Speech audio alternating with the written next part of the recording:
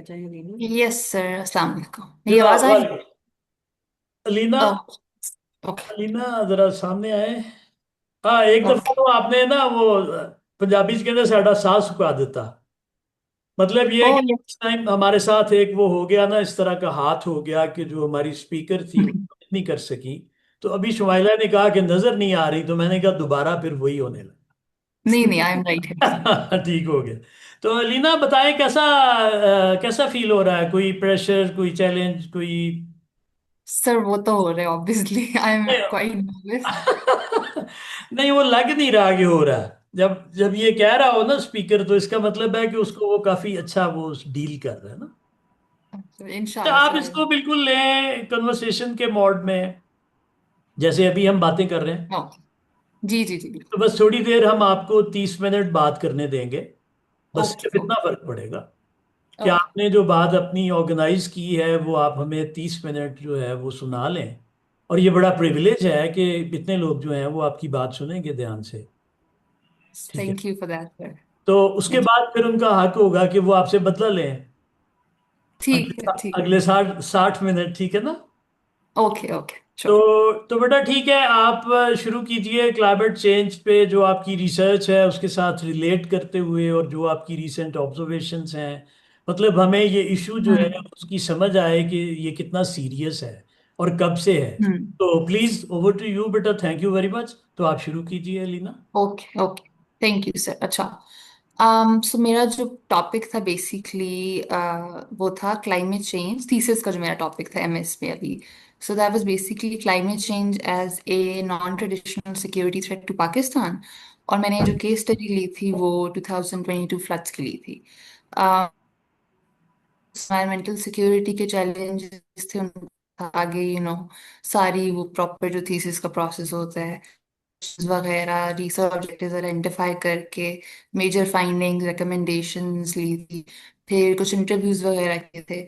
सो अभी मैं like 5 to 7 minutes में I just try to summarize my thesis topic, like एक ओवरव्यू रिसेंट जो चल रहा है आजकल, और वो सारी चीजें ओवरलैप करके we'll just discuss the topic basically.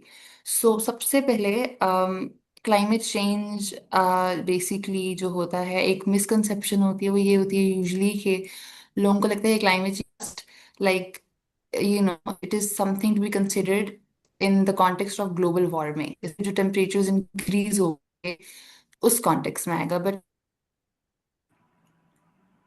Like आपका कोई भी चेंज आ रहा है, चाहे वो बड़ी है ही है, it's not just limited to the summers basically. ज्यादातर लोगों को ये मिस एक होता है कंसेप्शन, वेदर पैटर्न्स होते हैं, that is basically climate change. अब ओके, सो अगर हम नेचर ऑफ थ्रेट डिस्कस करें before coming to the introduction, कि climate change basically as a nature of climate change, of threat that climate change is posing to Pakistan basically. तो वो ये है, और मेरी रिसर्च का टॉपिक भी यही था कि ट्रेडिशनल सिक्योरिटी। अब बेसिकली अगर हम यहाँ पे नेशनल सिक्योरिटी को देखें, सबसे पहले तो उसमें होता है कि नेशनल सिक्योरिटी इज समथिंग जो एक बेसिक एलिमेंट होता है कंट्री के सर्वाइवल का, सारे प्राइमरी एरियाज में, लाइक सोशल हो गए, political, economic, it acts as a means I would say कि इन सारे एरियाज में। अब मसला यहाँ पे आता है पाकिस्तान जैसे स्टेट्स में, despite being a third world country and really vulnerable issues like climate change. और पाकिस्तान का लाइक मेजर इशू ये है कि it has never prioritised traditional, has always prioritized traditional security as interests and aspects over non-traditional ones. तो climate change जो होता है वो non-traditional security, उस aspect में आता है, rather than traditional में। ये जो हम जो सुनते हैं मिलिट्री माइट एंड पावर, वो उसमें आती है। तो पाकिस्तान का like since India has been it's, Pakistan like conventional struggle होता है against India all the time, जिसका रीसेंट एस्केलेशन में भी हमने देखा अभी। सो लाइक पाकिस्तान का हमेशा उस पर ज्यादा फोकस होता है। सो बजट में भी हम देखें हर चीज में, so it is always been like कि स्टेट में हमारा यही है कि बजट वगैरह हर इशू में आपको लेकिन कुछ भी, सारा फोकस मिलिट्री एस्पेक्ट्स पे ज्यादा होता है। And that is true to some extent, but the thing is कि फिर इस तरह के जो नॉन ट्रेडिशनल एस्पेक्ट्स होते हैं, जैसे क्लाइमेट चेंज हो गया, इन्वायरमेंट इन जनरल, तो ये चीज़ें फिर बिल्कुल इग्नोर हो जाती हैं। एंड ये जो पर्सपेक्टिव होता है ना कि मतलब ट्रेडिशनल सिक्योरिटी एस्पेक्ट्स को प्रायोरिटाइज करना, बाकियों को इग्नोर करना, ये रियलिस्ट पर्सपेक्टिव है बेसिकली, जो हम आयर में थ्योरी भी पढ़ते हैं रियलिज्म की। उसमें ये होता है कि सर्वाइवल, स्टेटिज्म, सेल्फ हेल्प। तो लाइक वो सर्वाइवल ऑफ द फिटेस्ट की जो चीज़ होती है basically. So I would say कि given the India factor, Pakistan is also following that. And उसमें लेकिन अब नॉन ट्रेडिशनल में क्लाइमेट चेंज आता है तो वो फिर इग्नोर हो जाता है। अच्छा, बेसिकली हम सिक्योरिटी की बात कर रहे थे। जो सिक्योरिटी का कॉन्सेप्ट था वो बेसिकली अब जो है इट्स नो लॉन्गर एक्सक्लूसिव। क्योंकि कोल्ड वॉर के बाद ह्यूमन सिक्योरिटी जैसे कॉन्सेप्ट्स आगे थे। क्योंकि जो है कोल्ड वॉर के बाद अब ये था कि ह्यूमन राइट्स जैसी चीज़ें, पोवर्टी, डिजीजेस, ये सारी चीज़ें they're on the rise, they're like gaining prominence. तो फिर स्टेट्स को रियलाइज हो रहा था, even the UN was formed after the world war two, लेकिन slowly the states took their time. And environment, climate change बहुत बाद में एजेंडा पे आया था। सो अब ये है कि डेवलपिंग या पेरिफेरी जो नेशंस होते हैं, like Pakistan third world nation है, तो उसमें क्लाइमेट चेंज के इम्पैक्ट ज़्यादा आते हैं। और फिर एक और आयरॉनिक चीज़ है या सैडिस्टिक है कि हमारे पास मैकेनिज्म्स भी कम होते हैं ऐसे इश्यूज को टैकल करने के, अनलाइक द कोर कंट्रीज और अनलाइक द वेस्ट। अब इन्वायरमेंटल इनसिक्योरिटी की मैंने बेसिकली उसके चैलेंजेस हाईलाइट किए। तो वो होती क्या है बेसिकली? सो अब जब भी इन्वायरमेंट का कोई यू वो ह्यूमन एक्टिविटी के थ्रू हो रही है या नेचुरली हो रही है, जब वो रिस्टोरेशन का प्रोसेस नहीं होता उसको हम बेसिकली कहते हैं एनवायरमेंटल इनसिक्योरिटी, जो कि पाकिस्तान में भी बहुत ज़्यादा है। सो अब why is it a threat? And it is a threat because ये फर्दर एक्सैजरबेट कर देती है जो इश्यूज होते हैं स्टेट के, लाइक सोशल, इकोनॉमिक, पॉलिटिकल। जिस तरह रिसोर्स कंपटीशन की मैंने अपनी रिसर्च में बात की थी कि एक ट्रेंड होता है कि जब ग्लोबल टेम्परेचर्स बढ़ते हैं, फिर जो अवेलेबिलिटी ऑफ रिसोर्सेज है वो कम होना शुरू हो जाती है। सो लाइक इनका ये इनवर्स प्रोपोर्शनल है, they are inversely proportional to each other. अच्छा, उसके बाद नेचर ऑफ थ्रेट पे मैं बात करी थी। वो ये है कि नाउ जैसे मैंने वो कॉन्टेक्स्ट अब बता दिया, तो it acts as a non traditional security threat. Climate change की बात हो रही है in in a lot of ways. अब वाटर स्कार्सिटी का इशू है पाकिस्तान में। फिर फूड सिक्योरिटी का भी इशू आता है, इनसिक्योरिटी का। फिर डिस्प्लेसमेंट, माइग्रेशन हो जाती है क्लाइमेट चेंज की वजह से, जिस तरह rising sea levels, extreme weather patterns. तो फिर हम इंटरनल माइग्रेशन का भी पैटर्न ऑब्जर्व करते हैं। फिर सोशल अनरेस्ट, हेल्थ इम्पैक्ट्स बहुत ज़्यादा आते हैं, जिस तरह हीट वेव्स, एयर पोल्यूशन में हमने वो देखा, स्मॉग वाला इशू जिस तरह बहुत आता है अब लाहौर वगैरह में। फिर इस तरह की चीज़ें, तो ये हेल्थ, पब्लिक हेल्थ को ये चीज़ें बड़ी इम्पैक्ट करती हैं। फिर इकोनॉमिक इंस्टेबिलिटी, कि आपका इंफ्रास्ट्रक्चर बहुत डैमेज हो रहा है। बिकॉज भी जिस तरह की स्टडी 2022 फ्लड्स पे थी, तो फिर मैंने वो भी डील किया था कि इंफ्रास्ट्रक्चर कैसे डैमेज हुआ, थोड़े से स्टैट्स वगैरह, इकोनॉमिक एक्टिविटीज डिस्टर्ब हुई, पोवर्टी के लेवल्स और ज़्यादा बढ़े। 33 मिलियन पीपल वर डिस्प्लेस्ड, बल्कि मोर देन 33 मिलियन पीपल। तो फिर उनके आगे सोशियो इकोनॉमिक, उन पे मैं जाऊंगी, वो भी थोड़े मैंने देखे थे उसके अंदर, थीसिस के अंदर। फिर इन कॉन्फ्लिक्ट इंक्रीज होने के चांसेस बहुत बढ़ जाते हैं। तो ये भी एक नेचर ऑफ थ्रेट है that climate change poses to Pakistan basically. क्योंकि फिर जिस तरह एक आपने भी शायद सुना हो कि वो अ लॉट ऑफ एक्सपर्ट्स से कि world war three could be on over resources, like resource scarcity, जिस तरह वाटर है। तो इसकी बेसिस पे बिल्कुल हो सकती है world war three in future. And okay, उसके बाद खैर ऑब्जेक्टिव्स पे आ जाते हैं। 3 मैंने ऑब्जेक्टिव्स थे और वही क्वेश्चंस भी यहीं से ट्रांसलेट हुए थे। वो ये थे कि मैंने इम्पैक्ट असेस किया था 2022 फ्लड्स का on the state of Pakistan. फिर मैंने कुछ चैलेंजेस, जो कंटेम्प्रेरी चैलेंजेस थे वो पॉइंट आउट किए थे कि क्लाइमेट एडेप्टेशन में क्या चैलेंजेस आ रहे हैं। और फिर थर्ड ये था कि पाकिस्तान की इंटरनेशनल क्या प्रोग्रेस रही है in presenting its climate related threats. Research methodology मेरी एक्सप्लोरेटरी थी, क्वालिटेटिव अप्रोच पे data collection, analysis, thematic analysis था उसकी ज़्यादा डिटेल में। आई थिंक फिर वो बहुत ज़्यादा टाइम हो जाएगा। अच्छा, मेजर फाइंडिंग्स पे आ जाते हैं। मेरी जो रिसर्च की मेजर फाइंडिंग्स थी, और जो कि ऑब्वियसली आज के टॉपिक में बहुत रेलिवेंट है, वो ये थी, as I pointed out before, कि पाकिस्तान ने ऑफिशियली कंसिडर नहीं किया आज तक ऑफिशियल लेवल पे, डिक्लेयर नहीं किया as a national security threat climate change को। तो ये जो अप्रोच होती है इसको हम कहते हैं कि पाकिस्तान जैसे कंट्रीज की अप्रोच स्टेट सेंट्रिक है, इट्स नॉट पीपल सेंट्रिक। तो अगर हम क्लाइमेट चेंज को ऑफिशियली डिक्लेयर करेंगे, सो देन इट मीन्स कि आप पीपल सेंट्रिक अप्रोच फॉलो कर रहे हैं। So unfortunately, that's not the case with Pakistan. And like our leaders can't rule empty lands. Like अगर population ही खत्म हो जाए आपकी, आहिस्ता आहिस्ता कम हो जाए, लैंड इनफर्टिल है, सारी चीजें हैं, तो फिर फिर वही इंडिया वाले फैक्टर में कि who would, a lot of people argue कि फिर who would they claim to defend from, कि हम किससे अपने आप को डिफेंड कर रहे हैं, जब आपकी लाइक किसको डिफेंड कर रहे हैं अगेंस्ट इंडिया या किसी भी पोटेंशियल आपका जो भी एनिमी है, जो भी आप कहें। तो वो एक बहुत अच्छी चीज आती है कि पीपल सेंट्रिक अप्रोच होनी चाहिए। एंड एक और था, वो था कि स्टेट का जो रिस्पॉन्स है that is always very delayed. Pakistan का जो स्टेट है, लाइक हमने 2010 फ्लड्स में भी देखा, फिर 2022 फ्लड्स में देखा, फिर स्मॉग वाले इशू में देखा, फिर अभी जो हेल स्टॉर्म्स आए थे उनमें, फिर रीसेंट सिनेरियो में किसकी पोस्ट फैक्टो अप्रोच होती है। पोस्ट फैक्टो अप्रोच ये होती है कि आप एक डिजास्टर या एक इवेंट हो चुका है और उसके बाद आप मेजर्स लेते हैं, लाइक डिलेड आपके रिस्पॉन्स। हालांकि इसको ऑपोजिट हमें फॉलो करना चाहिए कि आप पहले प्रिवेंटिव मेजर्स होने चाहिए, to deal with climate change के जो भी आपके आगे से इश्यूज आ रहे हैं, फ्लड्स फॉर एग्जांपल। अच्छा, उसके बाद एक और मेरी फंडिंग ये थी कि वर्ल्ड है, लाइक ग्लोबल नॉर्थ की बात हो रही है कि वो नहीं देते, for their unfettered fettered capitalism.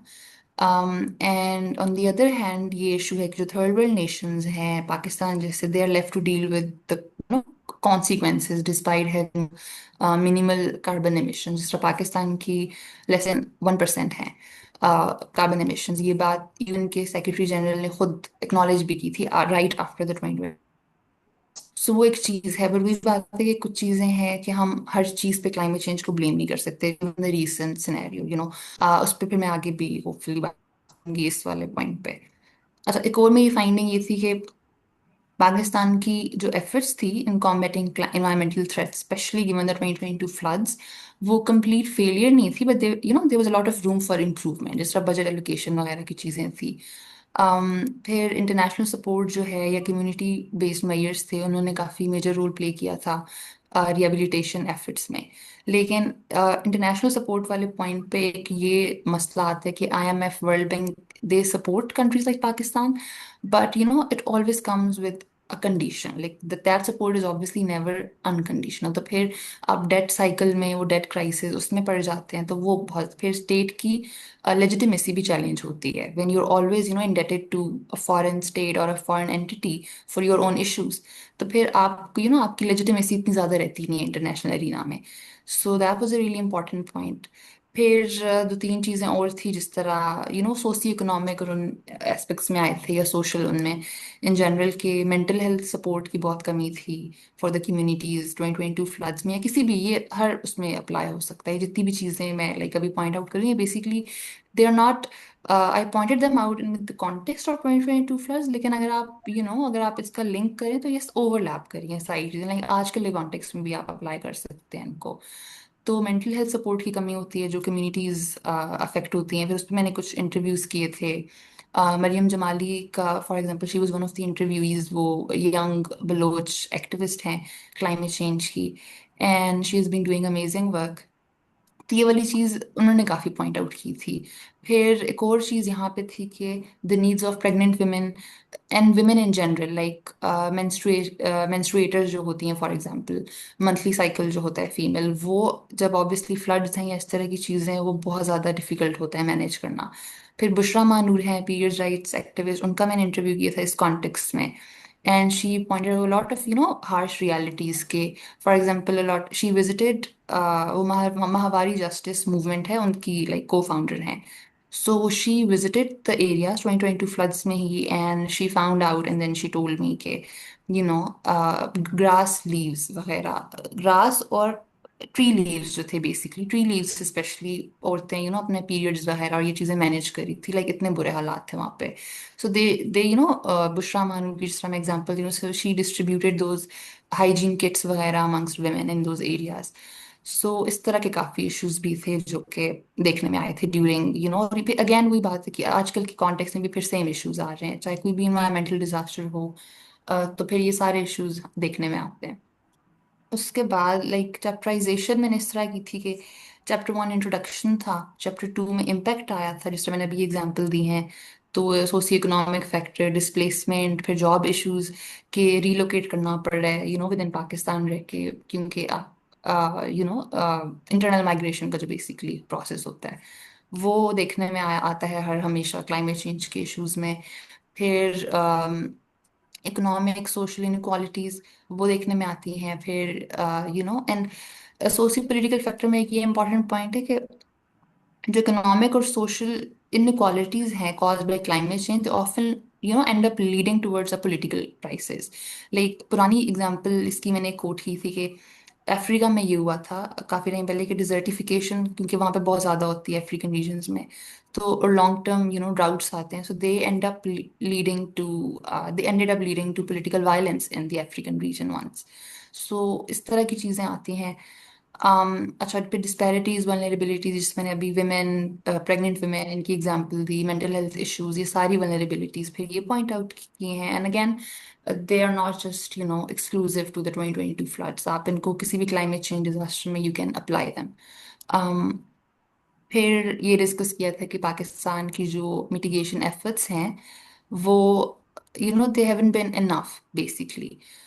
फिर लोकल या कम्युनिटी बेस्ड मेजर्स थे, लाइक लोगों का, आई रिमेम्बर ट्विटर पे लोग वो कर रहे थे, पॉइंट आउट कर रहे थे, बता रहे थे कि आप ऐसे डील कर सकते हैं, स्पेशली जो फ्लड अफेक्टेड एरियाज में थे। अच्छा, मैंने मरियम जमाली की एग्जांपल दी, she is just one example, but some climate activist were running campaigns, online campaigns, तो उससे काफी थ्रू सोशल मीडिया, लाइक उससे काफी हेल्प हो गई थी। And it further led to like people accepting climate change for what it is, Pakistan के context में क्लाइमेट चेंज है क्या, या अगेन नेचर ऑफ थ्रेट कितना सिवियर है, वो सारी चीजें। तो अब लाइक आहिस्ता आहिस्ता 2022 फ्लड्स में के बाद और उस टाइम पे थोड़ा ज्यादा सोशल मीडिया पे, उसके बाद से आज तक फिर ये हो रहा है कि सोशल मीडिया पे at least it has been declared as something that needs to be tackled immediately. लेकिन स्टेट लेवल पे वो नहीं है, लेकिन अवेयरनेस, सॉरी, एक्नॉलेजमेंट आ चुकी है स्टेट लेवल पे भी। आप लीडर्स के स्टेटमेंट्स देखें तो एवरीवन इज एक्नॉलेजिंग कि अच्छा, climate change is a threat, हमें इसके पे कुछ करना चाहिए, ये सारी चीजें। लेकिन ऑफिशियल लेवल पे it hasn't been declared as the national security threat. तो मेरा मेन आर्ग्यूमेंट भी यही था कि इसको ऑफिशियल लेवल पे डिक्लेयर किया जाना चाहिए as a non traditional security threat. क्योंकि जब आप एक चीज प्रॉपरली डिक्लेयर या वो ऑफिशियलाइज कर देते हैं तो फिर उस पर काम होना ज्यादा आसान होता है। सो वो एक चीजें थी। उसके बाद मेरा एक चैप्टर था, वो था कि चैलेंजेस मेन क्या हैं। As I said, climate change leads to या वाटर स्कार्सिटी की फॉर्म में हमें नजर आता है, तो मोर हमें we need more dam, reservoirs वगैरह, ये चीजें थी। फिर उसके बाद है कि Pakistan specially, it's an agricultural country as we all know. फिर फार्मर्स को यहाँ पे एम्पावर करना बहुत जरूरी है। तो चैलेंजेस में ये भी चीज थी कि हम आए अरसा, लाइक थोड़े अरसे बाद हम देखते हैं कि फार्मर्स प्रोटेस्ट कर रहे होते हैं, like because they are not empowered, और which is very unfair. Pakistan is an agricultural country, तो फार्मर्स की एम्पावरमेंट बहुत ज़्यादा ज़रूरी है। फिर ये है कि ओवरऑल जो ट्रेंड है कि हम अंडर वैल्यू करते हैं नॉन ट्रेडिशनल सिक्योरिटी को। स्मॉग, अगेन स्मॉग वाला इशू, आजकल का करंट जो सिनेरियो चल रहा है वो, 2022 floods, all of these things. वो भी एक मेजर पॉइंट है, इम्प्लॉजिबल इंफ्रास्ट्रक्चर एंड डिजाइन। और इसकी रीसेंट एग्जांपल ये भी है जो वो हुआ था अभी बिल्कुल आज कुछ दिन पहले, F8 इंटरचेंज वाला। सो आई वर्ड कि मतलब वो इट इज वर्किंग नाउ, लेकिन इस पे बिलियंस लगे थे, I think more than 4 billion का प्रोजेक्ट था वो F8 इंटरचेंज वाला। तो इस तरह की चीजें होती हैं कि मतलब अ, उसकी वजह से अब अभी जानी नुकसान नहीं हुआ, लेकिन फ्यूचर में हो सकता है। तो इस तरह की चीजें ये है कि आप, ऐसा नहीं है कि प्रोजेक्ट्स की कमी है या कोई एजेंसी है नहीं इन चीज़ों को डील करने के लिए। प्रोजेक्ट्स भी आते हैं, फंड्स भी मिलते हैं, सारा कुछ होता है, फंड्स रिजर्व भी किए जाते हैं। बट वही बात है कि जल्दी के चक्कर में या उसके अपना वो उसके लिए कि we are working so just for the sake of showing to the public we are working, तो वो मटेरियल इतना अच्छा यूज नहीं होता, तो कभी कोई ब्रिज गिर जाता है, फिर एफ इंटरचेंज वाला मसला हुआ, वो थोड़ा सीरियस उस साइड पे भी जा सकता था ये मसला। सो इस तरह के इश्यूज हैं। फिर मेरा जो सेकंड लास्ट चैप्टर था, क्योंकि लास्ट में तो ये थे रेफरेंस वगैरह, इंटरव्यू। चैप्टर 4 ऑफिशियली द मैंने ये डिस्कस किया था कि पाकिस्तान की इंटरनेशनल प्रोग्रेस। सो उसमें ये था कि इस टाइम मैं ऊपर बता चुकी हूँ कि जो है ना international organisations like the UN, उन्होंने उनकी कोलैबोरेशन पाकिस्तान के साथ लाइक ग्लोफ 1 ग्लोफ 2 जो है। अब ग्लोफ होता है ग्लेशियर लेक बर्स्ट फ्लडिंग, तो ग्लेशियर जो मेल्ट होते हैं कुछ ज्यादा, बहुत ज्यादा जो है ग्लेशियर्स हीवी वाली साइड पे, तो वहां पे ये वाला फिनोमेनन बहुत ज्यादा देखते हैं कि उसकी वजह से फ्लड्स आ जाते हैं, ग्लेशियर्स जब मेल्ट होते हैं उसकी वजह से। तो फिर वो वाली चीज के उसमें पाकिस्तान के प्रोजेक्ट्स हैं, ग्लोफ 1 एक है, एक ग्लोफ 2 है। सो काम हुआ था, बट अगेन वो टाइमली होता है, और उसके बाद फिर हम हर साल या हर मंथ में फिर देखते हैं कि ग्राफ का पैटर्न दोबारा वो मसला अंदर से वही बात है कि वो खत्म नहीं हो रहा इन द लॉन्ग टर्म, फिर वो मसला वहीं रहता है। फिर मैंने डिस्कस किया था कि पाकिस्तान की वो बहुत अच्छी थी जो आप रिप्रेजेंटेशन ग्लोबल प्लेटफॉर्म्स पे यूएन वगैरह के सेशन अटेंड करना, कॉप कॉप 27, ये सारी चीजें, उसके बाद रिसेंटली कॉप 29। तो ये वाकई पॉजिटिव स्टेप्स थे कि Pakistan is actually trying to concern its issues, trying to showcase its issues on a global platform, and they are working इस चीज पे, it is working for them basically somehow। फिर लेकिन एक और इशू है, वही डायलेमा ऑफ कार्बन emissions। उसमें एक इम्पॉर्टेंट डिबेट है, वो से नॉट डिबेट बट या डिबेट आप कह रहे हैं, नॉर्थ साउथ डिबेट इसको हम कहते हैं। ये environmental security, environmental politics in general इसमें बहुत ज्यादा लाइक रेलेवेंट ये हमेशा रही है, that is the north south debate. अब उसमें क्या है कि जो ग्लोबल नॉर्थ हैं, रिच स्टेट्स, जहाँ से बेसिकली कैपिटलिज्म आया है, सारी चीजें, तो वो ये क्लेम करते हैं कि जो है हम रिस्पॉन्सिबिलिटी नहीं लेंगे क्लाइमेट चेंज की, we have the means, we have the resources, so we should be free to industrialise and anything, वो सारी चीजें। और वो साउथ को ब्लेम करते हैं, वो कहते हैं कि जो ग्लोबल साउथ में स्टेट्स हैं, उनकी पॉपुलेशन इतनी ज़्यादा है, फिर उसकी वजह से और उनको रिसोर्सेज कंज्यूम करने पड़ते हैं, जब वो ज़्यादा कंज्यूम करते हैं तो जाहिर है ज़्यादा फिर क्लाइमेट चेंज के इशूज हमें नज़र में आते हैं। So they are like it's their problems. और ग्लोबल साउथ वाले ये कहते हैं कि इंडस्ट्रियलाइजेशन और ये चीज़ें हैं, ये ज़्यादा कार्बन एमिशंस कॉज करती हैं, तो लाइक ग्लोबल टेम्परेचर ज़्यादा करने में global north should be responsible, right. तो फिर ये डिबेट लगे आज तक, it is never been settled basically. तो ये नॉर्थ साउथ डिबेट है बेसिकली, जो इस डायलेमा ऑफ कार्बन एमिशंस के ऊपर आती है। And then there is a principle, it's not very much in effect today, but मैंने ये आर्ग्यू किया था यहाँ पे कि एक प्रिंसिपल है जो यूएन का ही आया था, मे बी 80s में आया था if I am not wrong. वो था सीबीडीआर प्रिंसिपल, वो होता है कॉमन बट डिफरेंशिएटेड रिस्पॉन्सिबिलिटी। तो वो बेसिकली ये होता है कि उसके अकॉर्डिंग, उस कॉन्सेप्ट के अकॉर्डिंग वो ये है कि जो ग्लोबल साउथ की स्टेट्स हैं और ग्लोबल लाइक वो इसी नॉर्थ साउथ डिबेट की ऊपर, सो दे से कि जिसने हिस्टोरिकली ज्यादा इमिशंस में कंट्रीब्यूट किया है, that is the global north obviously, तो उनको वो ज्यादा रिस्पॉन्सिबिलिटी को लेनी चाहिए इस पे, एंड करना चाहिए। In fact they should be helping global south to tackle the crisis.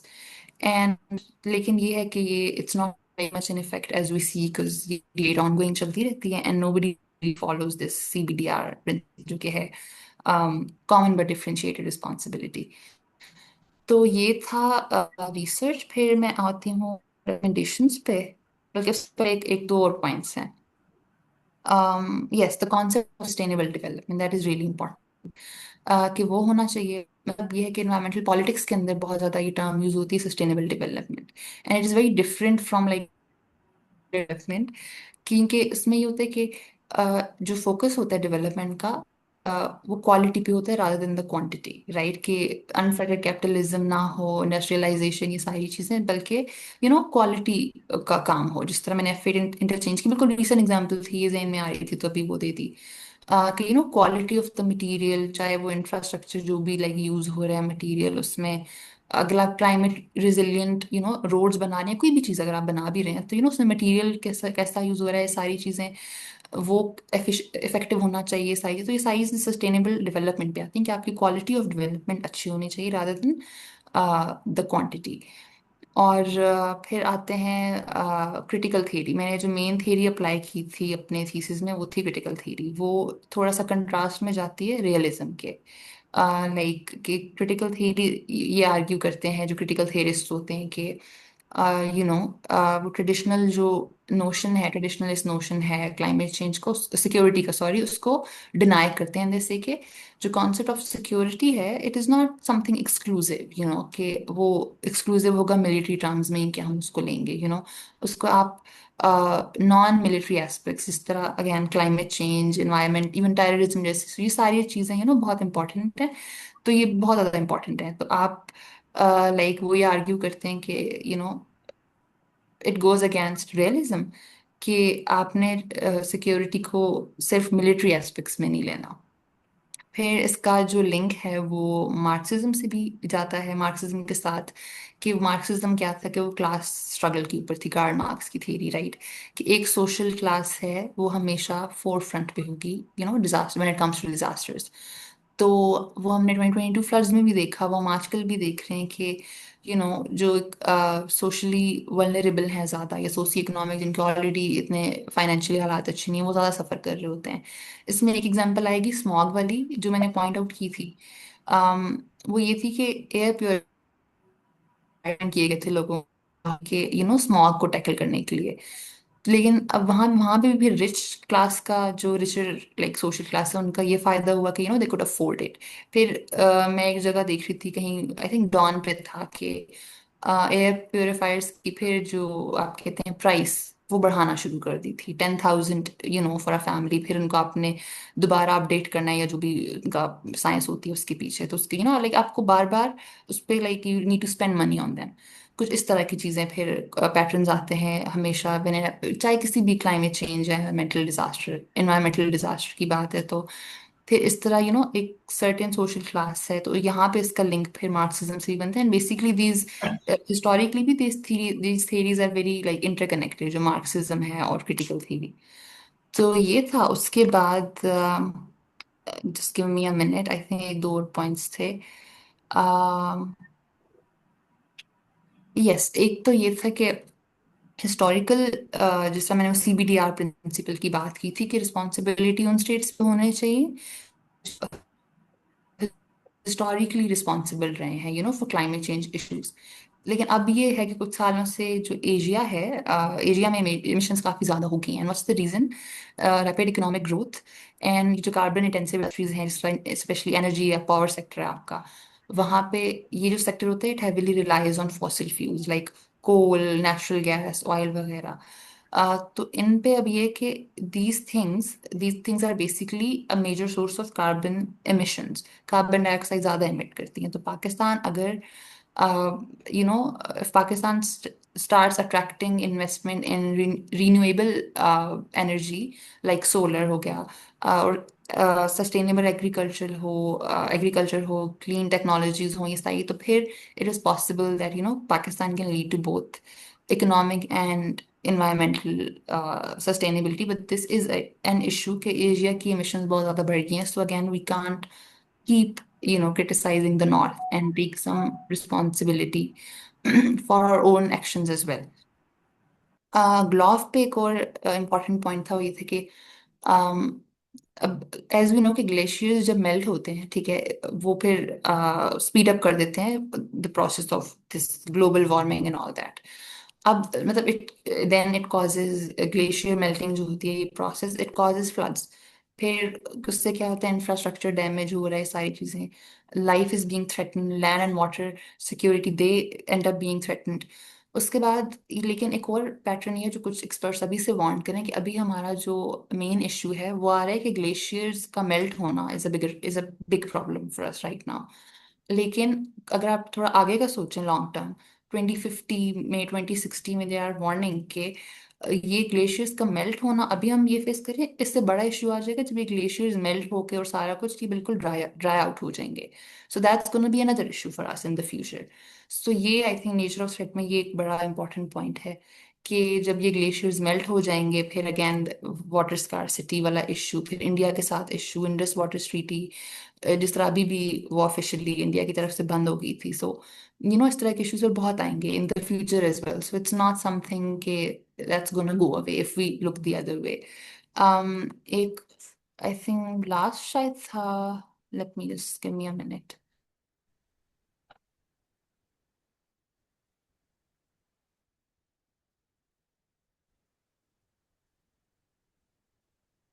Yes, एक ये पॉइंट था कि जो ग्लोबल वार्मिंग है इन जनरल, अगर हम का सिर्फ ये एस्पेक्ट ले लें ग्लोबल वार्मिंग, तो इसमें यह है कि दो चीजें इंपॉर्टेंट चीज हो रहा है, तो लैंड फर्टिलिटी पे भी बहुत ज्यादा इफेक्ट आता है। राइट, टेम्परेचर इंक्रीज हो रहा है तो लैंड फर्टिलिटी डिक्रीज करेगी, तो उसकी वजह से आपका एग्रीकल्चर बहुत सफर करता है। And Pakistan again is an agricultural country, तो वो एक बहुत बड़ा थ्रेट है।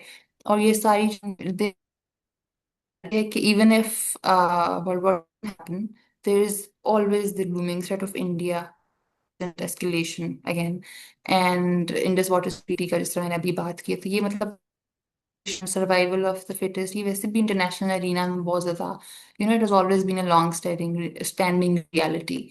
सो वो एक चीज है। फिर रीसेंट सिनेरियो में अगेन अभी तक आई जस्ट चेक्ड के 60 डेथ्स हो चुकी हैं अभी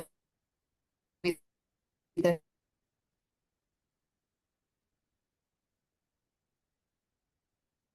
इसमें ये चीजें हुई हैं, 260 डेथ्स अभी हो चुकी हैं। सो वही बात है कि ये दिस इज समथिंग, मॉनसून वाली भी चीज ये जो हम हर साल एक्सपीरियंस करते हैं।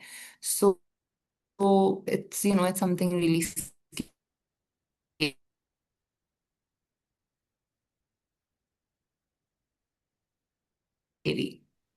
एंड फिर ये है कि कुछ लोग को आपने देखा होगा on social media specially, they have been अपनी स्पॉन्सर्ड कैंपेन्स पे, एंड यहाँ पे I feel like it's not, this is constructive criticism, it's not coming out of आपका like इस तरह क्रिटिसिज्म अंडरस्टैंडेबल एस्पेक्ट, चाहे वो पॉलिटिकल हो, इकोनॉमिक हो, सोशल सोशल हो। तो फिर जब हम ये चीजें देखते हैं तो फिर हम सिर्फ क्लाइमेट चेंज को ब्लेम नहीं कर सकते। Right, climate change is a reality of course, पूरा आज थीम ही है, बट और state government they are also to blame because it has been a trend that they follow post facto approach, जिस तरह मैंने पहले बात की थी। और फिर okay, now the last is recommendations जो मैंने दी थी। अलीना, रिकमेंडेशंस मैंने अब ये दी आप थी कि first of all government of Pakistan जो है उसको ऑफिशियली डिक्लेयर करना चाहिए क्लाइमेट चेंज को as a national security threat. Hmm. फिर रेगुलर अपडेट्स होनी चाहिए कि नेशनल क्लाइमेट चेंज जो पॉलिसी है एनसीसीपी, ये मिनिस्ट्री ऑफ क्लाइमेट,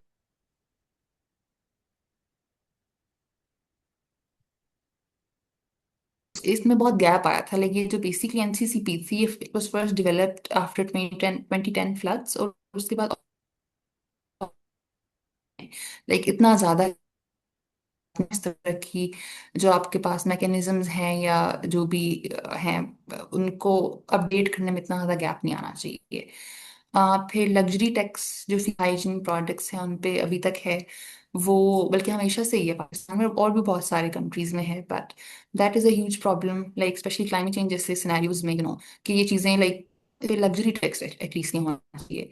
फिर ये एक डिस्टिंक्ट मैकेनिज्म होना चाहिए, and it should be like funded and supervised by government body, ताकि आपका जो डाटा आ रहा है ना स्पेशली रिमोट एरिया से वो क्रॉस करे। एंड ये चीज़ें अभी भी हो रही हैं, इट्स नॉट कि ये चीज़ लाइक हमें पॉइंट 0 से स्टार्ट करनी है, but you can never rely on these, क्योंकि ज्यादा ये होता है कि इंक्लूसिविटी भी हो रही होती है सारी चीजें, लेकिन वो just for the sake of inclusivity हो रही होती है। राइट, कि आप हर प्रोविंस से ले लें रादर देन कि जो लोग वाकई ट्रेंड हैं आप उनको हैंड ओवर करें अथॉरिटी की, अच्छा we are gonna listen to you and all that. तो ज्यादातर ये होता है कि मिनिस्ट्रीज में और इन सारी चीजों में बहुत सारी चीजें होती हैं, like it's not something I would से लाइक 100% रिलायबल, अलीना, बेसिकली जो अब भी आप डाटा हम देखें। कंक्लूड कर लें, फिर हम क्वेश्चन आंसर्स की तरफ चलते हैं और फिर बाकी इंशाल्लाह से क्वेश्चन आंसर्स मिलेंगे, ठीक है? जी जी जी, बस ये आई थिंक 2 पॉइंट्स हैं जी, कंक्लूड है, ओके थैंक यू। अच्छा, अब है कि हायर बजट होना चाहिए for managing these non traditional security issues, वो भी आई थिंक पहले डिस्कस हो चुका है। फॉरेन एड पे रिलायंस कम होनी चाहिए। फिर मैंने एक ये दी थी कि रिकमेंडेशन की जो है ना, एकेडेमिया के अंदर हम कैसे कर सकते हैं कि एक मैंडेटरी कोर्स होना चाहिए लाइक यूनिवर्सिटीज में, लाइक हर सेमेस्टर में, चाहे आपकी जो भी फील्ड है, एक आध कोर्स जरूर होना चाहिए इस तरह के, dealing with like hazards of environmental insecurity and its solutions। तो एकेडेमिया में इस तरह का हो सकता है। So yeah, that's all। Thank you। अब आप लाइक क्वेश्चंस अलीना, या डिस्कशन करेंगे। अलीना बेटा बहुत शुक्रिया, थैंक यू वेरी मच, बहुत अच्छा काम किया। और बड़ा कन्वर्सेशनल स्टाइल जो था आपका, ज़बरदस्त। कॉन्फिडेंस, ये बाद में ज़रा आखिर पे पूछेंगे, ज़रा बाकियों से भी राय लेंगे। Thank you sir.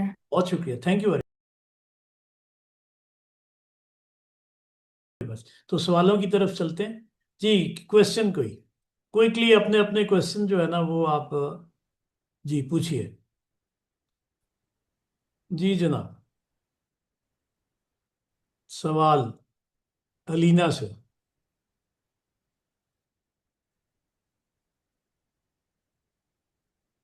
जी जनाब, साजिद साहब, जी साजिद साहब, जी साजिद साहब, साजिद साहब आप। जी अलीना, थैंक यू हमें इनवाइट।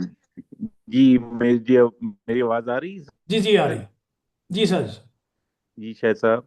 जी जनाब, आ रही है बात सब। जी अलीना, मैं बेसिकली मैं ये समझने की कोशिश करना चाह रहा था अलीना से हम्म कि ये जो वो स्टेट ऑफ पाकिस्तान रिलेक्टेंट है कि जो इन्वायरमेंटल चैलेंजेस हैं उनको नेशनल सिक्योरिटी थ्रेट डिक्लेयर नहीं करती, तो क्या है उसकी नेगेटिव इम्प्लीकेशंस क्या हैं? Why state of Pakistan reluctant to declare it as a national security threat? इसमें कोई इम्प्लीकेशंस होंगी या नेगेटिव इम्पैक्ट्स आएंगे स्टेट की परसेप्शन पे, या ऑब्वियसली कुछ ना कुछ कैलकुलेशंस हम्म, होंगी ना स्टेट की?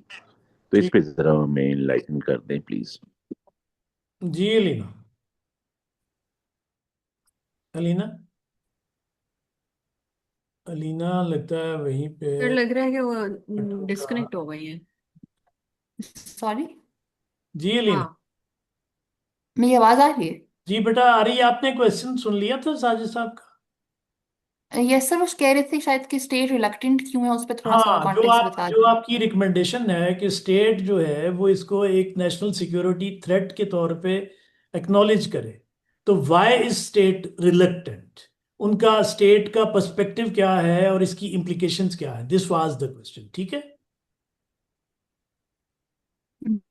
जी लीना। ठीक है।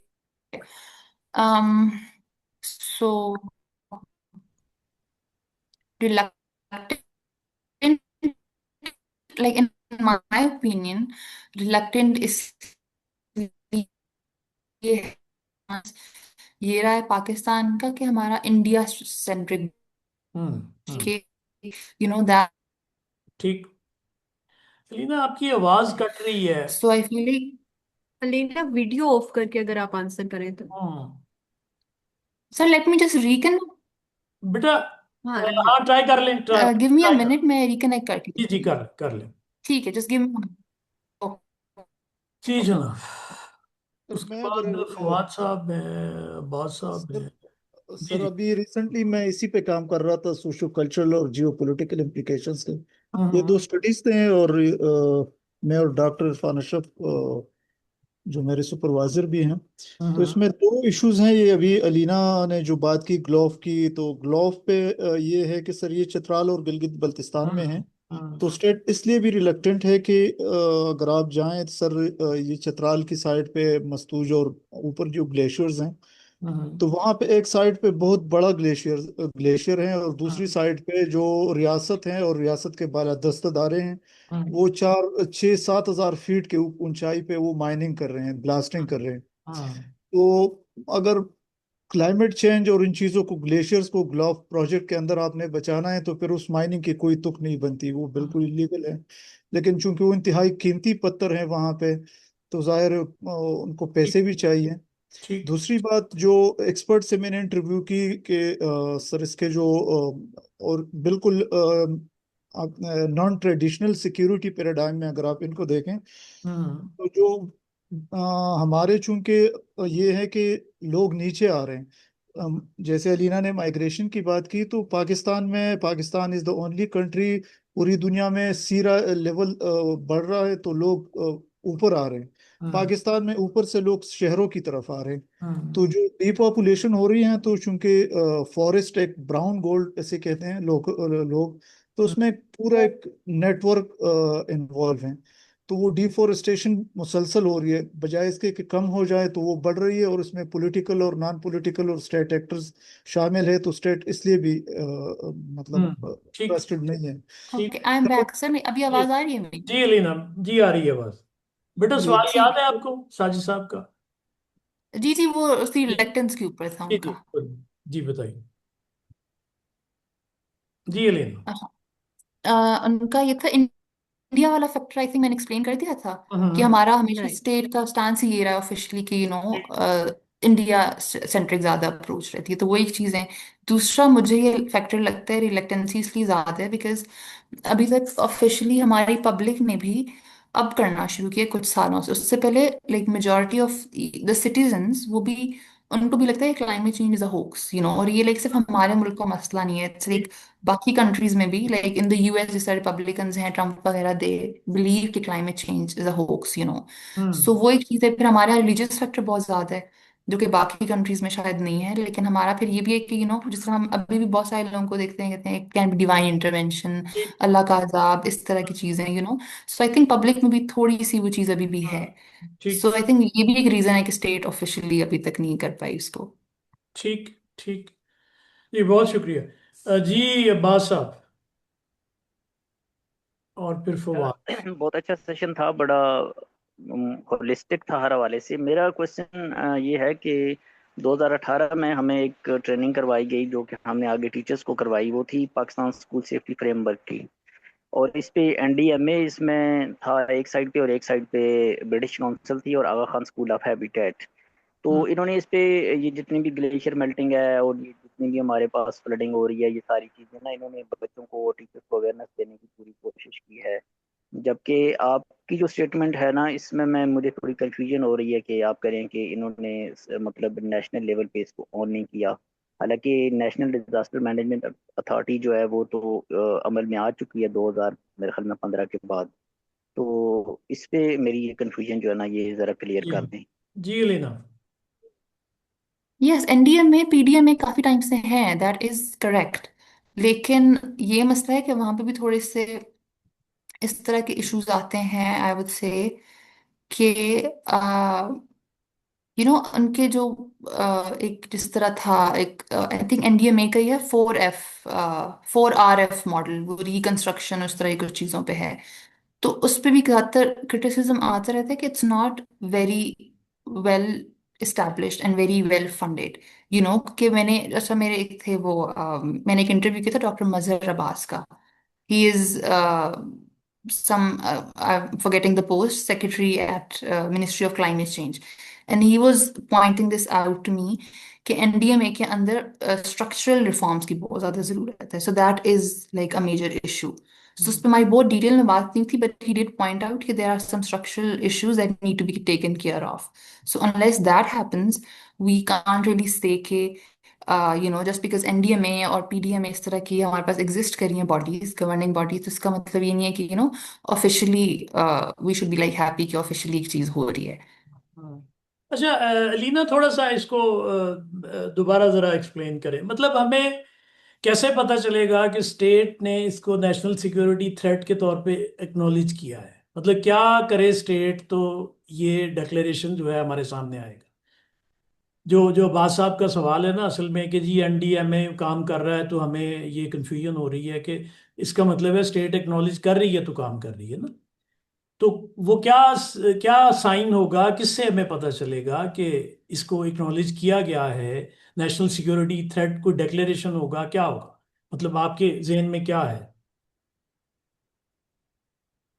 जी। मेरे जहन में ये कि when government and public would work side by side on this issue, like मैंने क्योंकि ये ट्रेंड देखा है गवर्नमेंट, लाइक ठीक है, there are campaigns and there are some, sir NDMA की उन्होंने बात की, वो तो obviously governing body as a governing body exist करते हैं, पीडीएम में भी है, ठीक। लेकिन आई स्टिल फील लाइक कि ज्यादा जो प्रेशर है गवर्नमेंट भी, वो भी सिविलियंस की तरफ से, and I feel like community based level पे ज्यादा स्टेप्स हो रहे हैं as compare to state level. Like state level पे हम देखते हैं ठीक है बजट आ जाते हैं, आपके पास पैसे हैं, बट अगेन जब आप इफेक्टिवली उस पैसे को यूज नहीं कर रहे, सो ठीक। देन आई फील लाइक तब तक वी कांट से कि ऑफिशियली डिक्लेयर हो गया। सो मेरा लाइक ओपिनियन ये है कि जब तक आपके जो फंड्स हैं और जो बजट और वो सारी चीजें, जब तक वो हमें प्रॉपर वर्किंग उस कैपेसिटी में नजर नहीं आएंगे कि they are effectively catering to the people who are affected by climate change, तो तब तक I can't really say state level पे हो चुका है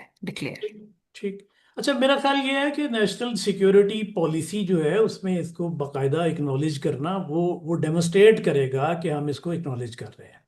मतलब ऐसे ही तो नहीं है ना कि स्टेटमेंट आपने कभी ऑफिशियली उसको किसी डॉक्यूमेंट में शामिल नहीं किया तो सिर्फ दो चार इंस्टीट्यूशन बना देने से डिक्लेरेशन नहीं हो जाता। तो जी, मेरे जिस ख्याल तरह वो में ये आपने चूंकि इस पे काम किया है तो आप ये बताइए कि किसी नेशनल सिक्योरिटी डॉक्यूमेंट में इसको डिक्लेयर किया गया है या नहीं किया गया। आपका तो खैर पॉइंट ये है कि इसको डिक्लेयर किया जाए। वो उसी में है सर, जो मिनिस्ट्री ऑफ क्लाइमेट चेंज के अंदर आती है ना, NCCP, that is national climate change policy, वो एक बड़ा एक्सटेंसिव डॉक्यूमेंट था, लेकिन वो जो मैंने पहले हाईलाइट किया ठीक। कि उसमें ये हम ट्रेंड देखते हैं कि वो इस्टेब्लिश हुई थी 2010 के बाद, राइट, ठीक। लेकिन फिर जब प्री 2010 से 2022 तक बहुत बड़े फ्लड्स नहीं है, लाइक मॉनसून और वो सारी चीजें, ऑफ कोर्स वो इश्यू जरूर आते हैं, लेकिन हम्म। इतने ड्रास्टिक लेवल पे वो 2022 में आए थे, और ठीक। उसको लेट लेट 2021 में जाके कुछ अपडेट किया गया, and then after obviously what happened in 2022। So I think ये एक मेजर साइन है कि ठीक। मेजर साइन होगा कि जब स्टेट ऑफिशियली डिक्लेयर करेगी तो इस तरह के जो डॉक्यूमेंट्स हैं ना वो रेगुलरली आपको अपडेट होते हुए नजर आएंगे। ठीक। So that's what I feel like. ठीक। बिल्कुल ठीक। जी फवाद साहब। मैं थोड़ा सा अलीना के साथ कैरी ऑन करूंगा कि अभी तक मसला ये है कि अगर हम अपने ऑफिसेज में जाए तो अभी हमारी ऑफिशियल नैरेटिव ये है, हम ये मतलब वो टर्मिनोलॉजीज बना रहे हैं कि डिजिटल टेररिस्ट और ये वो टेररिस्ट और अजीब अजीब से हमारी स्टेट नैरेटिव अब भी कॉन्फ्लिक्ट के इर्द गिर्द घूम रही है। तो हम्म। इसी वजह से भी मतलब क्लाइमेट चेंज जो है नेशनल सिक्योरिटी थ्रेट थ्रेट हम कंसिडर नहीं कर सके। हम्म। तकरीबन मेरी जितनी भी तक अराउंड आई वो interviewed more than 30 experts on this climate change, और इन सब हम्म। का ये है कि द मोस्ट इम्पॉर्टेंट फैक्टर, चूंकि हमें अपनी इकोनॉमी और इशराफिया के खर्चे पूरे करने के लिए हमें इमीडिएट पैसों की ज़रूरत होती है, और इन लोगों ने 390 बिलियन और ये हमें ये चाहिए पिछले 15-20 सालों के लिए, तो $390 बिलियन इनको कोई $1 अरब नहीं दे रहा, तो $390 बिलियन कहाँ से आएंगे। हम्म। तो एक ये भी है। तीसरी बात ये कि जैसे अब्बास साहब ने कहा कि एनडीए में और पीडीए में, तो अभी तक उनके मैंडेट का इनको नहीं पता, पीडीए में और एनडीए में का। हम्म। अभी इनका काम ये है कि ये डिजास्टर को मैनेज करेंगे, तो डिजास्टर को कैसे मैनेज करेंगे, डिजास्टर आने से पहले या पोस्ट डिजास्टर इनकी रिस्पॉन्सिबिलिटी है।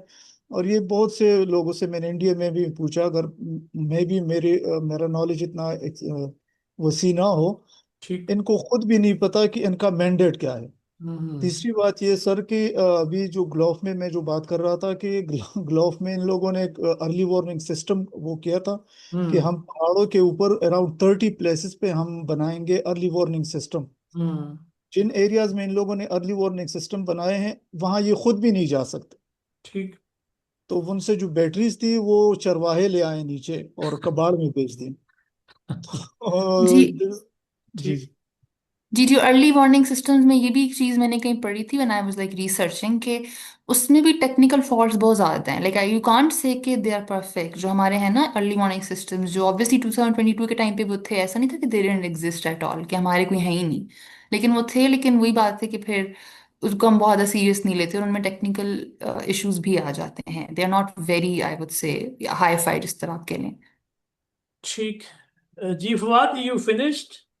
सर बिल्कुल, बात मेरी ख़त्म है, काफ़ी लंबी है, बहुत से ऐसे लाइव एक्सपीरियंस हैं। और अभी आ रहा है इनके, पाकिस्तान के ऊपर आ रहा है अभी रिसेंटली, जो इंडस वाटर ट्रीटी उन लोगों ने सस्पेंड की है। आप यकीन करें सर, यहाँ ऊपर अफगानिस्तान डैम्स बना रहे हैं, और अफगानिस्तान के साथ तो इनके कोई एग्रीमेंट भी नहीं है। तो क्या ठीक। ये जंग लड़ेंगे, उधर अटैक करेंगे? तो ये नॉन कन्वेंशनल थ्रेट जो है ना, इनके सर पे है। तो ठीक ठीक ये ठीक। चीज़ें हैं सर। Thank you. शुक्रिया शुक्रिया Fawad, thank you very much. जी आमिर। सर मैं इसी क्वेश्चन को थोड़ा एक्सटेंड करूंगा, क्योंकि मेरे पास क्वेश्चन नहीं है, क्योंकि हमने ऑलरेडी इसको बड़ा एक्सटेंसिवली डिस्कस किया था प्री सेशन में, इफ यू रिमेम्बर। ठीक। अच्छा, यहाँ पे बात ये हो रही थी कि why like at the state level we are not ready to acknowledge it, and what are the ways that we can acknowledge that. अच्छा, आप सबसे पहले देखें कि हमारे यहाँ urbanization rate is the highest in Asia and in South Asia. Number two, deforestation rate is so high that कि जो हमारा इंडस डेल्टा का मैंग्रोव फॉरेस्ट का जितना भी प्रिजर्व्स हैं डिक्लाइन हो चुके हैं। नंबर टू, बर्ड माइग्रेशन इस रीजन में कम हो चुकी है।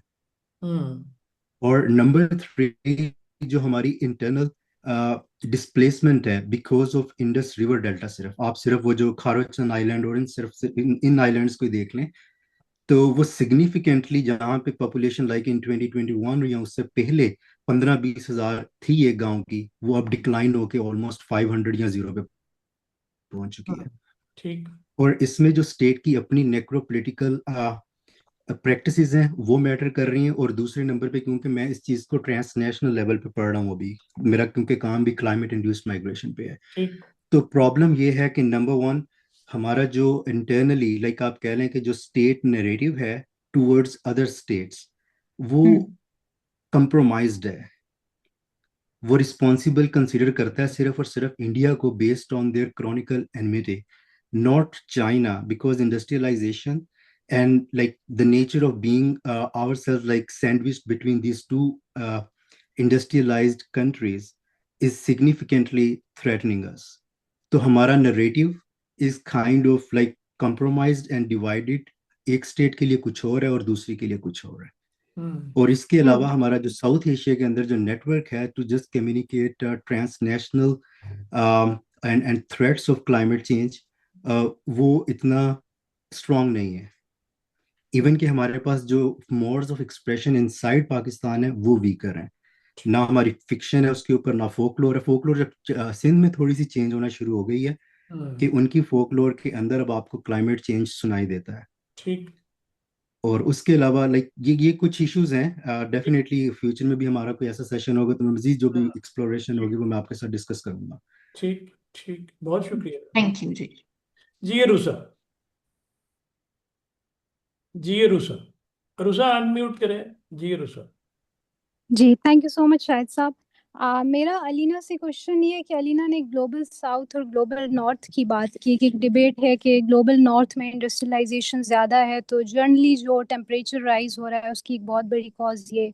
लेकिन अगर हम फ्लडिंग की बात करते हैं विद इन पाकिस्तान, तो उसकी एक बहुत बड़ी रीज़न जो है वो अपस्ट्रीम डाइवर्जन भी है, जिसमें डैम्स और केनाल्स भी आ जाते हैं। तो उसकी एक बड़ी रीज़न ये है कि बहुत से एक्सट्रैक्टिव प्रोजेक्ट, माइनिंग प्रोजेक्ट या इंडस्ट्रियल प्रोजेक्ट पाकिस्तान में भी चल रहे हैं, जिसकी वजह से ये सारी डेवलपमेंट हो रही है।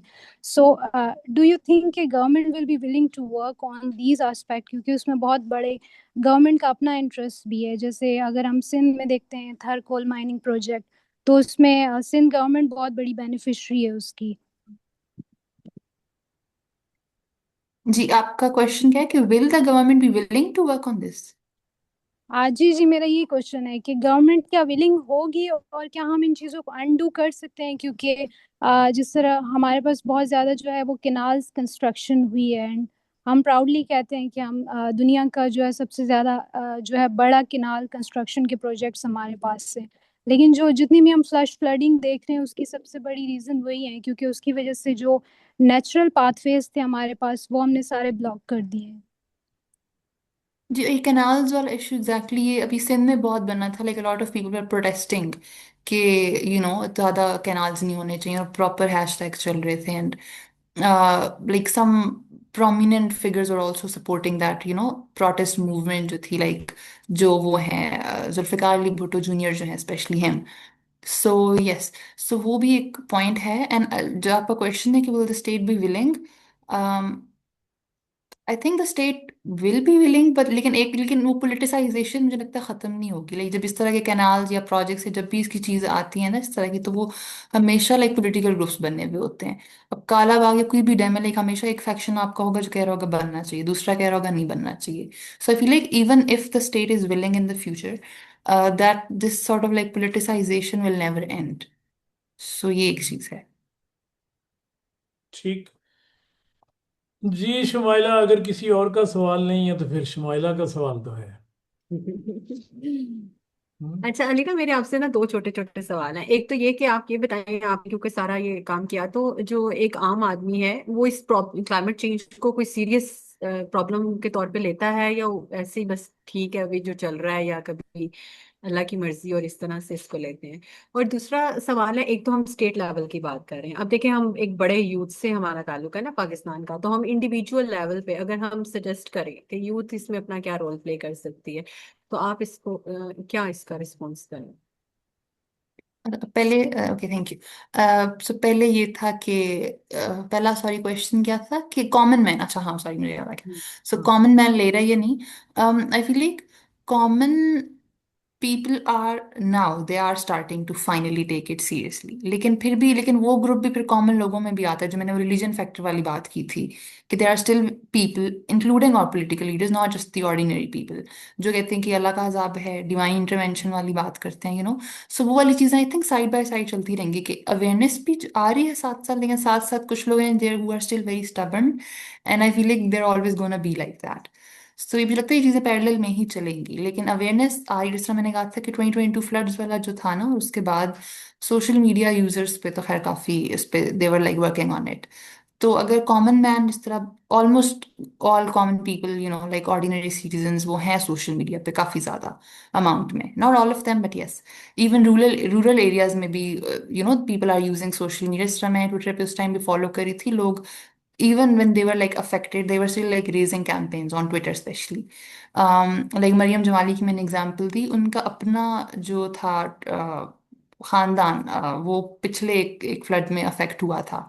सो ये है कि yes, I feel like common people are getting more and more aware about this thing, but some people जिनका मैंने वो फैक्शन की जिसकी बात की कि I feel like they are going to be stubborn and nothing can be really done about it, unless वही बात है कि जब वो खुद, आई होप नॉट, जब वो कहते हैं ना क्लाइमेट चेंज इज समथिंग कि it's getting closer to your house every day, it's something like that, unless you will be the one filming it from your window one day. It's like a very famous quote कुछ इसी context में। बिल्कुल तो ठीक। या जी दूसरा सवाल क्या था शुमाइला? दूसरा सवाल मैंने ये किया था कि आप, हम स्टेट की बात कर रहे हैं ना, तो हम भी तो मतलब इंडिविजुअल लेवल पे आप क्या समझते हैं कि जो हमारे, हम कैसे कंट्रीब्यूट कर सकते हैं क्लाइमेट चेंज में, या यूथ क्या कैसे? रोल प्ले कर सकते हैं? आप यूथ के क्रिएटिविस्ट हैं, कॉन्टेक्स्ट आपने तीसरा सवाल कर दिया। हम नहीं था पहला यूथ के बारे में था। यूथ, चलिए। बिल्कुल हम यूथ में ही हैं। नहीं, ये मतलब अच्छी है, खुशफहमी अगर बंदा रख सके तो मैं तो नहीं रख रहा। चलें ठीक है, इट्स ओके। जी जी अलीना, अलीना है यूथ। अ, जी। जी youth, I feel like youth is actually doing the work अभी भी, लाइक आई मीन अभी भी जो ज्यादा करें वो ज्यादा यूथ में ही है। Like for example I would say कि हम लिखना शुरू करें आहिस्ता आहिस्ता, हम सोशल मीडिया पे बात करना शुरू करें, जिस तरह पहले ये था कि लाइक मैंने भी यही किया, मुझे मेरे जिन में क्वेश्चन आया था, I was like what can we do, तो फिर मैंने कहा था okay I think I can just write about that, that's all I can do. या मैं किसी के, अगर मैं सोशल मीडिया यूज करती हूँ तो मैं रीपोस्ट वो चीज़ें कर सकती हूँ, I can share those things, again हम वही बात है कि again I am an ordinary citizen, मैं रिसर्च कर सकती हूँ, मैं बात कर सकती हूँ, लिख सकती हूँ इस टॉपिक पे, बट वही बात है कि like I am not a very famous celebrity और a very famous even political figure या कोई भी, तो कि मैं बस ऑब्वियसली वो उस लेवल के हमारे पास प्लेटफॉर्म्स नहीं होते हैं ऑर्डिनरी सिटीजन्स, तो वो एक इशू रहता है। लेकिन फिर भी आई feel like change is coming and it is coming from like with in the youth, I feel like. ठीक ठीक। अच्छा डॉक्टर हिना कुछ सवाल कर रही थी। डॉक्टर साहब आप हैं हमारे साथ? डॉक्टर हिना। जी। जी डॉक्टर साहब। अस्सलाम वालेकुम। जी वालेकुम। अस्सलाम वालेकुम। मैं सवाल नहीं बस करना चाह रही थी, काफ़ी इंफॉर्मेटिव डिस्कशन हो रही थी। मैं बस ये कमेंट, अपना एक हम्बल नॉलेज शेयर करना चाह रही थी। अभी नेशनल सिक्योरिटी पॉलिसी पे बात हो रही थी, तो अगर हम अपनी 2022 वाली नेशनल सिक्योरिटी पॉलिसी देखें तो उसमें क्लाइमेट चेंज को as a non traditional security threat include किया गया है। इवन जेंडर बेस्ड वायलेंस और इन सारे जो नॉन ट्रेडिशनल सिक्योरिटी थ्रेट्स हैं इनको कंसिडर किया गया है। हमारी national security climate change policy बन चुकी है, डिजास्टर मैनेजमेंट पे काम भी हो रहे हैं, but keeping in view some ground realities, तो हमें पता चलता है कि नेचुरल डिजास्टर्स कुछ ऐसी चीजें होती हैं जो समटाइम इंसानों के कंट्रोल में नहीं होती। दुनिया में हाईली डेवलप्ड स्टेट, अब अमेरिका और जापान को भी देख लें, जब वहाँ पे इस तरह के डिजास्टर्स आते हैं तो उनके भी इंफ्रास्ट्रक्चर या गवर्नमेंट पॉलिसी सब चीजें समटाइम बिल्कुल बेबस हो जाती हैं। तो आई थिंक जो सारी ये जो ओवरऑल सारा जो प्रोग्रेस है ये अवेयरनेस से स्टार्ट होती है। अब अल्हम्दुलिल्लाह there is a lot of information available on social media, लोगों के पास डिजिटल लिटरेसी है, एक्सेसिव इंफॉर्मेशन है बल्कि, और लोग इस पर काम भी कर रहे हैं। तो ग्रेजुअली सारी बात है, देखिए रातों रात तो कौमों की जिंदगियों में तब्दीलियां नहीं आती।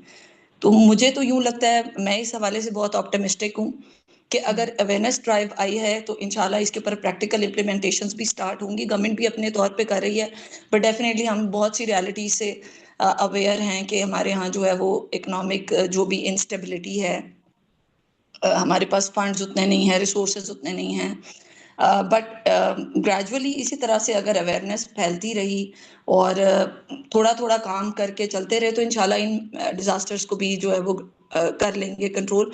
लेकिन फिर वही बात है कि जब नेचुरल डिजास्टर्स आते हैं ना तो कुछ बात सिचुएशंस ऐसी, फिर हमें वही अभी जो बात की है हमारी बहुत अच्छी स्पीकर ने कि अल्लाह का अजाब और ये वो सारी चीजें, फिर अल्टीमेटली एक पॉइंट ऑफ टाइम ऐसा आता है कि आपको लगता है कि यहाँ पर आकर इंसान बेबस हो गया, तो कोई नेचुरल पावर ऐसी है जो इन सारी चीज़ों को टैकल और हैंडल कर रही है। But overall we need to stay optimistic कि इंशाल्लाह अगर अवेयरनेस आ रही है, इम्प्लीमेंटेशन स्टार्ट हो रही है, तो ग्रेजुअली आने वाला वक्त जो है वो बेहतरीन होगा। पहले से बहुत कुछ मामलात में बेहतरीन हालात है। समटाइम ये होता है पहले हमारे पास इतनी इन्फॉर्मेशन नहीं आती थी, अगर इंसिडेंट्स होते भी थे। अब सोशल मीडिया और ये डिजिटल प्लेटफॉर्म्स ने आपको पता है इन्फॉर्मेशन बढ़ा दी है, तो इस वजह से भी ये है। बट ये कि सिक्योरिटी पॉलिसी का हिस्सा है, पूरी दुनिया अवेयर है। पोस्ट कोल्ड वॉर सिनेरियो में एवरीवन इज अवेयर कि ये 7 नॉन ट्रेडिशनल सिक्योरिटी थ्रेट्स हैं और इंसानों की मौत सिर्फ गोली या बम से नहीं हो सकती। एक छोटा सा जरासीम कोविड-19 was a learning experience for all of the world के आपकी मौत एक ऐसे ना जरा नजर आने वाले मॉलिक्यूलर प्रोटीन से भी हो सकती है।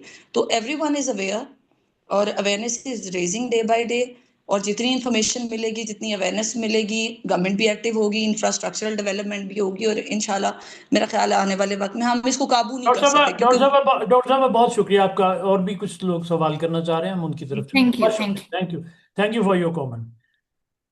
जी जी अब्बास साहब। सर अब्बास साहब, मैं एक कमेंट करना चाह रहा था। डॉक्टर साहब ने मेरे बिल्कुल वाइस के साथ बात की। मेरे हिसाब से जब हम ये टीचर्स को ट्रेन कर रहे थे ना उस वक्त, तो टीचर्स खुद रिलेक्टेंट थे, वो इसको एक फजूल काम समझ रहे थे कि ये क्या आप जो है वो पाकिस्तान स्कूल सेफ्टी फ्रेमवर्क लेके आ गए हैं। मेरा मानना ये है कि हमारी जो सोसाइटी है ना सर, मैं एक एग्जांपल आपको कंक्रीट दे देता हूँ कि प्लास्टिक बैग्स का जो इस्तेमाल है इस पे कितनी दफा पाबंदी लगी। अगर हमारे यहाँ अवेयरनेस होती तो हम उसको एक्सेप्ट कर लेते। अभी एक और इशू है पेम्पर्स का। इतनी अच्छी अच्छी जगहों पे ये पड़े होते हैं कि इनका भी कोई इरेडिकेशन का मुझे तो नजर नहीं आता कि ये कैसे हम इसको इरेडिकेट कर सकें सोसाइटी से। सर जी, ग्रास रूट लेवल पे मेरा ये मानना है कि टीचर्स को भी रोल प्ले करना चाहिए और स्टूडेंट्स को भी, और जो हमारा तीसरा एक मकतब फिक्र है ना, उलमा इकराम हजरात को भी इस पे बात करनी चाहिए कि हमें लिटर जो है इसको कम से कम करना चाहिए। हमारे यहाँ सर लिटरिंग बहुत ज़्यादा है, बिलीव करें। मैं अमेरिका मैंने विजिट किया, मैंने उसमें की 50 दिन में वहां पे रहा हूँ, मैंने एक रैपर तक वहां पे नहीं देखा। बिलीव मी, वो पता नहीं किस तरह उन्होंने इसको मेंटेन किया हुआ है।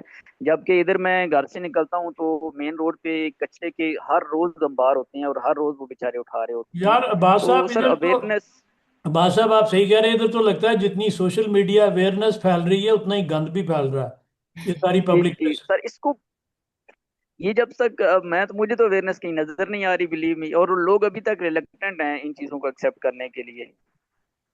ठीक। Yes, I sort of agree and I feel कि जिस तरह मैंने वो बोला था वो ये कि जो लोग अवेयर हैं शुरू से लाइक लोग वही ज्यादा अवेयर होते जा रहे हैं जो पहले से जिनको थोड़ा नॉलेज है इन चीजों पे या कंसिडर करते हैं एटलीस्ट क्लाइमेट चेंज को एज अ थ्रेट।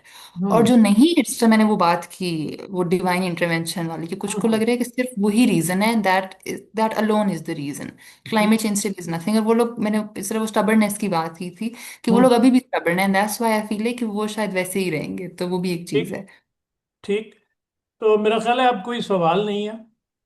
तो अब ऐसा करते हैं कि लीना का शुक्रिया अदा करते हैं, लेकिन उससे पहले जो साथीज़ा खास तौर पे यहाँ बैठे हैं ना, उनसे थोड़ा आज फीडबैक लेते हैं, क्योंकि लीना स्टूडेंट है, यंग स्कॉलर है।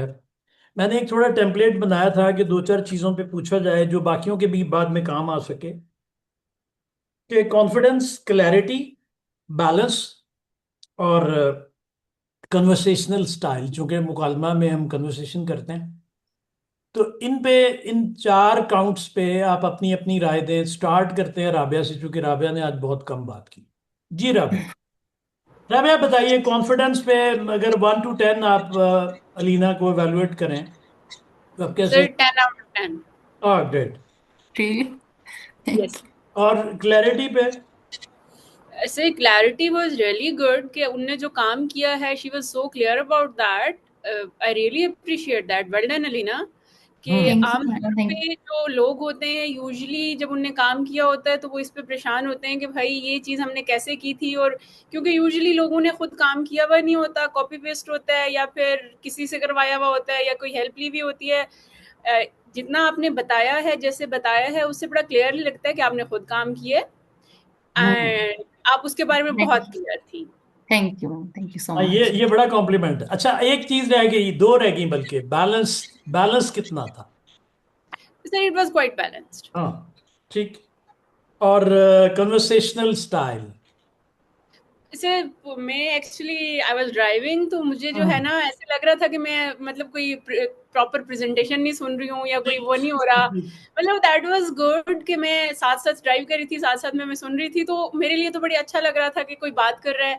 मुझे ठीक ऐसा नहीं लग रहा था कि मैं एक ना प्रेजेंटेशन सुन रही हूँ। मैं ठीक। ऐसा लग रहा था कि अभी अलीना चुप होंगी तो मैं बात करना शुरू कर दूंगी। ठीक ठीक। तो Leena, thank you so much. Leena, Rabia की तरफ से तो आपको फुल मार्क्स मिल गए। आप आगे जी चलते हैं। जी। Thank you sir. जी थैंक यू। एहसान, एहसान की तरफ। एहसान आप बताइए, confidence 1 to 10। 10 out of 10। Clarity? 10 out of 10। कुछ थोड़े से कम कर लें, मैट्रिक का रिजल्ट आ गया। शुमाइला की बेटी का। Conversational style? अच्छा था सर, मतलब कम नहीं करनी चाहिए, टेन हाँ, आउट ठीक ऑफ टेन ही ठीक देनी ठीक चाहिए। ठीक ठीक। बैलेंस? बैलेंस भी अच्छा था। जबरदस्त। चलें, बहुत शुक्रिया, थैंक यू बहुत शुक्रिया। सर। थैंक यू सो तो मच। साजिद साहब, साजिद साहब अगर हैं, साजिद साहब को मैं जरूर लेना चाहूंगा। साजिद साहब, साजिद साहब, साजिद साहब आप हैं या आप खाना खा रहे हैं मेरी तरह छुप छुपा के? नहीं, चलें। जी अनम्यूट में जी कर जी रहा हूँ सर, जी, साजिद प्लीज साहब, प्लीज। साजिद साहब जी जी। आपको हम फीडबैक ले रहे हैं थोड़ा सा। आपने सुना था सवाल जी मेरा? जी जी तो जी। बताइए, कॉन्फिडेंस 1 to 10 आप किस तरह से एवेल्युएट करेंगे अलीना को, चूंकि जी। 1 to 10 में हाँ, 8। एट एट ठीक हायर साइड है। ठीक ठीक ठीक। और क्लैरिटी? क्लैरिटी में मैं कोई 7-6 पे रेट करूंगा एलिना को, ठीक है। स्पेशली अपने क्वेश्चन के कॉन्टेक्स्ट में मैं थोड़ा ठीक सा। ठीक ठीक। और कन्वर्सेशनल स्टाइल पे? जी उसमें ठीक है, उसमें वॉइस पिच और कम्युनिकेशन में क्लियर है। ठीक। बैलेंस? जी ओपिनियन के और आइडियाज के बैलेंस में हम्म। जी हाँ, उसमें भी अबव एवरेज मेंटेन करेंगे अलीना को। ठीक ठीक। Thank you sir. Thank you. चले, बहुत शुक्रिया। तो और ओके। अब कौन है? राबिया से अब्बास साहब। अब्बास साहब ने कर लिया? नहीं, नहीं किया। जी नहीं। अब्बास। नहीं नहीं। Sir everything was perfect. एक चीज मैं पॉइंट आउट करना चाहूंगा, क्योंकि she is now in learning curve, कि जो यू यस। नो का वर्ड है ना, ये बहुत ज्यादा यूज हुआ है। कौन सा? You yes no, it's true. हाँ। It's true. तो वी डोंट नो। अच्छा अच्छा। ठीक है ना। ठीक तो देखिए, चूंकि मैं डिबेटर भी रहा हूँ और हम बच्चों को विमेंस को वो गुड करते हैं, तो गुड। ये जो सर ज्यादा यूज हुआ है, इसको थोड़ा सा इनको ठीक फिलर्स, यस, कॉन्शियस इनको होके हम ना। फिलर्स कहते हैं, हाँ, ये वैसे है, ठीक दिस ट्रू, मैं ठीक वाकई बहुत यूज करती हूँ, ठीक। यू आर बाकी राइट। क्लैरिटी फिलर्स जो होते हैं बहुत क्लैरिटी ज्यादा। अच्छी थी, कॉन्फिडेंस माशाल्लाह, मुझे तो ओवर कॉन्फिडेंट लगी है। तो एवरीथिंग वाज हाँ बिल्कुल, कॉन्फिडेंस तो कमाल था। ठीक है जी, हाँ गुड। जी। चल चल, थैंक यू। Thank you. ठीक हो। तो और अब कौन है? शुमाइला को बाद में देखते हैं, अगर कोई और है तो। मुझे तो किसी सवाल में नहीं आपने रखा। भाई आप ये मेजबान हैं इसका शुमाइला आंसर तो। मैं खुद ही दे हाँ, दूंगी।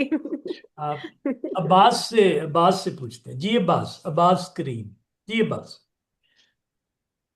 I don't think, sir, I am feasible to Abbas judge Alina Abbas, because she's confidence 1 to 10 कैसे आप रेट सर कर? अब्बास कह रहे हैं I don't think so I am feasible to जज हर टू सम नहीं नहीं, वो, because वो Alina is my नहीं नहीं senior. नहीं, आप हमें ना वो नई फिका मत पढ़ाए। आप जो सवाल आपसे पूछा है उसका जवाब दे दें। तो कॉन्फिडेंस जो है आपको 1 to 10 कैसे आप रेट करेंगे? I think nine ठीक हो गया। out of 10. Thank you. Clarity? I think I'll give her 8 marks out of 10. ठीक है ठीक है। और कन्वर्सेशनल स्टाइल पे? 10 out of 10. That was very good. ठीक, good. Balance? Balance, I think I'll give 8 out of 10. ठीक ठीक, good. Thank you sir, thank बहुत यू। शुक्रिया, बहुत शुक्रिया। Thank you very much. और कोई जो करना चाहे? नहीं है कोई भी। चलें जी, शुमाइला। सर आयशा हैं, दो आयशा खान और एक आयशा अख्तर, अच्छा, वो अगर ये नहीं, थे अगर हमारे बोलना चाह रही तो इट्स ओके जी, आप बताइए साथ। शुमाइला। सर मैं कॉन्फिडेंस अच्छा था, मुझे कहीं नहीं, कहीं अच्छा कहीं तो नहीं, लगा अच्छा शायद। नहीं, अच्छा नहीं, वन हाँ टू सच, हाँ सॉरी सॉरी सॉरी हाँ, सॉरी, हाँ। अच्छा नहीं। कॉन्फिडेंस में 9, ठीक है। हाँ ठीक। और क्लैरिटी में भी 9। हाँ कॉन्वर्सेशनल स्टाइल जो है ना वो लीना का अच्छा है, हमारे पार्टिसिपेंट्स में मुझे वैसे ही पसंद है, तो 10 पूरे। नहीं नहीं, आप इस तरह, और ये तो लगता है जैसे वो ये फेवर बाइसनेस है। फेवर किया। नहीं, उसको मेरिट नहीं पे कौन, मेरिट पे। हाँ मेरिट पे कॉन्वर्सेशनल स्टाइल अच्छा था। ठीक। और बैलेंस में मेरे ज़हन में सर वो पिछले सेशंस आ गए थे कि बैलेंस में अगर मैं कहूँ तो मैं इसको फिर बहुत सौ से बहुत अच्छा था, तो हाँ, इसलिए 9 ठीक ठीक बैलेंस। ठीक थैंक ठीक। You so much, thank you. Alina, yes, impressive impressive. Thank you sir, thank you so much. तो जिस तरह से वो पहले बात हो रही थी हमारी, तो उस तरह का तो कुछ भी नहीं निकला जो जो मतलब लग रहा था कि पता नहीं क्या होगा। तो wonderful. Sir actually I don't know if you remember, लेकिन बहरिया में भी हम्म। जब उस टाइम मेरा बीएस चल रहा था, I wasn't really good at presentations और ये वाली चीज, तो इसीलिए जब आपने ये सेशन हमारा जब बुक हो रहा था उस टाइम भी, if you remember, I told you कि I am not very confident with these things, तो फिर आपने कहा था कि आपने ये बात बहुत कॉन्फिडेंस से बोली है। तो फिर मुझे लगता है मेरा ये एमएस के टाइम पे और कॉमसेट्स में जाके थोड़ा इम्प्रूव हुआ है, लाइक जो आपकी कॉन्वर्सेशनल स्किल्स होती हैं, आई गुड। मतलब कुछ lot of you don't know, मेरा बहरिया में लाइक बीएस से या उस टाइम पे इट वाजंट रियली गुड, तो ठीक। मैं बहुत भागती थी हाँ, प्रेजेंटेशंस और इन चीज़ों से, अभी भी थोड़ा वो ये, लेकिन लेकिन सो ये है कि उसके बाद आपने काफी इसको बहुत बेहतर किया है। Very thank you. Well done. क्योंकि बैरिया में तो मुझे याद है स्टूडेंट्स के साथ झगड़ा ही ये होता था कि भाई प्रेजेंटेशन पे आपको अगर याद हो, मैं कहता था कि आपको ये पता होना चाहिए कि आप क्या कह रहे हैं। You must know what you are saying. तो स्टूडेंट इसी पे लड़ पड़ते थे कि भाई ये क्या बदतमीजी हुई कि हमें पता होना चाहिए कि हम क्या कहना चाह रहे हैं। ये तो फिर आप हमें खजल करने वाली बात कर रहे हैं। तो बहुत शुक्रिया Leena, thank you very much. Thank you. और बाकी सब दोस्तों का भी बहुत शुक्रिया। और एक वो थैंक यू। सवाल जो जो शुरू में हमने रखा था, उसमें अगर कोई दोस्त मजीद बात करना चाहे, अब रिकॉर्डिंग यहाँ पे हम बंद कर देते।